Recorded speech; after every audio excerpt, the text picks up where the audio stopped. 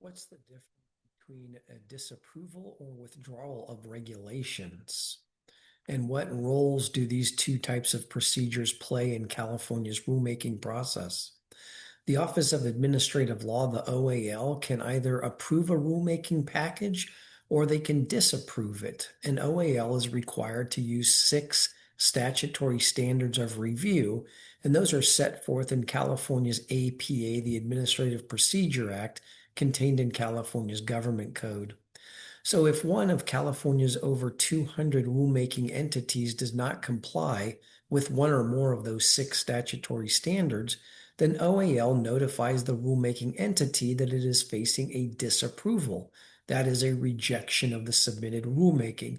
And at that time, the rulemaking entity, whether it's an agency, department, board, commission, bureau, they can choose to accept the disapproval from OAL and make the required changes, or they can withdraw the proposed rulemaking from OAL, fix it, and resubmit it.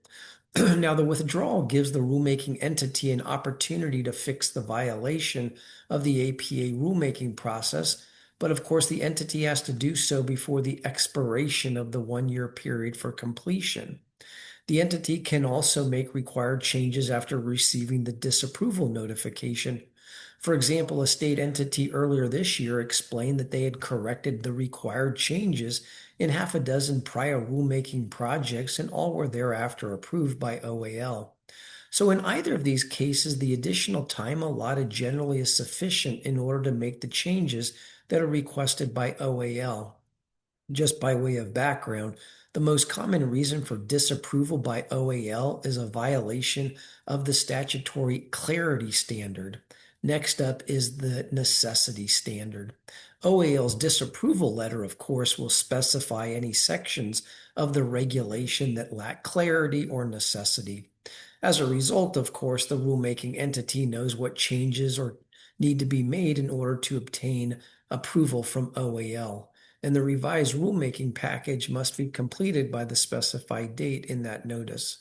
Disapproval and withdrawal, although they're not common, they occur in about a dozen instances or so of yearly 500 to 600 rulemaking projects. Nonetheless, they are important aspects of the rulemaking process in this state, and they're obviously intended to ensure compliance with the state's APA requirements.